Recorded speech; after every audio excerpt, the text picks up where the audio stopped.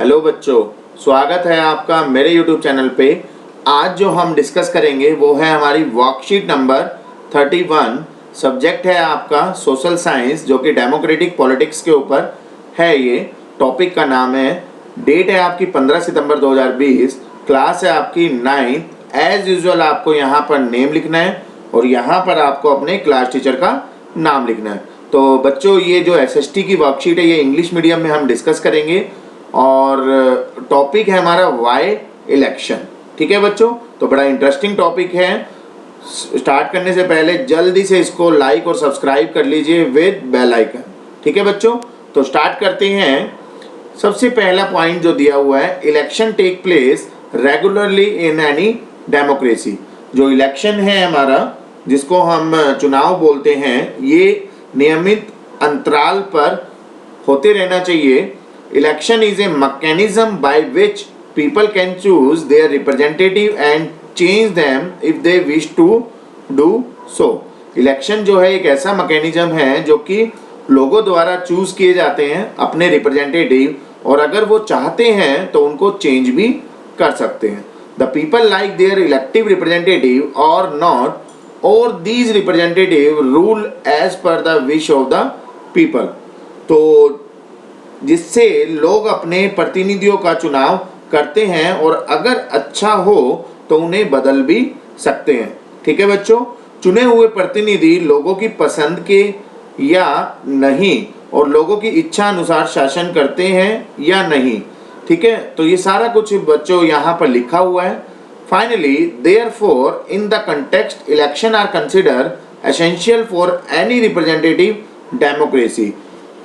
इन सभी बातों के कारण प्रतिनिधित्व वाले लोकतंत्र में चुनाव जरूरी हो जाता है। ठीक है बच्चों, तो सारा कुछ यहाँ पर बताया गया कि इलेक्शन रेगुलरली होने चाहिए और एक ऐसा मैकेनिज्म है जिसमें लोग जो है वो चूज करते हैं। सब कुछ हमने डिटेल में यहाँ पर देखा। नेक्स्ट है logic in favour of voter. जो मतदाता है उनके पक्ष में तर्क हमें बताना है। यहाँ पर फर्स्ट है, they can choose who will make laws for them। वे अपने लिए कानून बनाने वाले का चुनाव कर सकते हैं। They can choose who will form the government and take major decision।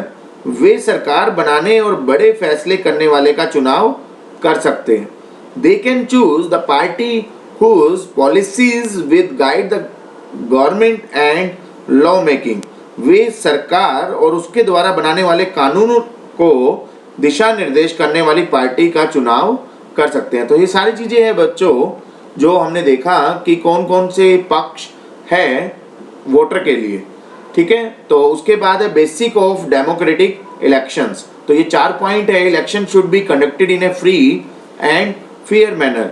चुनाव जो है वो बिल्कुल स्वतंत्र और निष्पक्ष ढंग से कराए जाने चाहिए।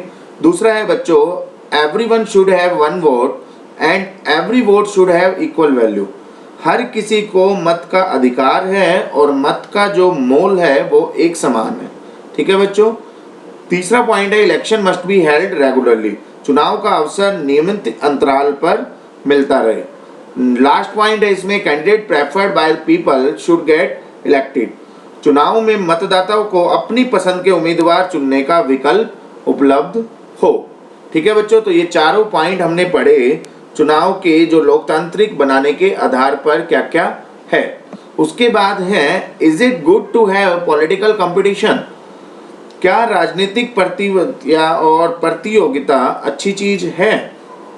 ठीक है, हम पढ़ते हैं यहाँ पर क्या लिखा हुआ है। At the constituency level it takes the form of competition among several candidate during election period. चुनाव के दौरान निर्वाचन क्षेत्र में उम्मीदवारों के बीच प्रतियोगिता का माहौल हो जाता है। प्रतियोगिता मतलब कंपटीशन। ठीक है बच्चों, इससे an electoral competition has many demerits. इससे होता क्या है, कुछ नुकसान भी दिखते हैं। Sometime people like the different political party, it create a sense of disunity and factionalism in every locality. कई बार लोग अलग अलग पार्टियों को पसंद करते हैं, जिससे हर घर और बस्ती में बंटवारे जैसी स्थिति हो जाती है। Some good people who may wish to serve the country do not enter this arena. समाज की सेवा करने की चाह रखने वाले कई अच्छे लोग भी इन कारणों की वजह से चुनाव नहीं लड़ते। If there is no competition, election will become pointless. परंतु प्रतिद्वंद्विता के बिना चुनाव बेमानी ही हो जाएंगे। ठीक है बच्चों, तो ये चीजें हैं जो हमने पढ़ी यहाँ पर। उसके बाद देखते हैं यहाँ पर क्वेश्चन एंड आंसर। तो पहला क्वेश्चन है, what do you understand by the election process.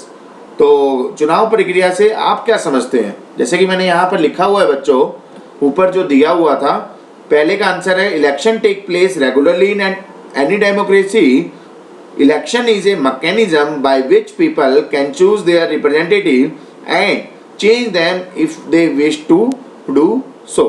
तो ये सारा चीजें हमने पढ़ी थी बच्चों पहली और दूसरी लाइन में, वही चीज है हमारा इलेक्शन का प्रोसेस। ठीक है बच्चों। दूसरा है question, why do we need elections in democracy. हमें क्यों जरूरत पड़ती है इलेक्शन की डेमोक्रेसी के अंदर। तो दूसरे का आंसर क्या होगा बच्चों, क्योंकि जो पीपल होते हैं वो इलेक्टिव रिप्रेजेंटेटिव चुनते हैं या नहीं चुनते, या जो रिप्रेजेंटेटिव चुने जाते हैं वो लोगों की मानते हैं एज पर रूल या नहीं मानते।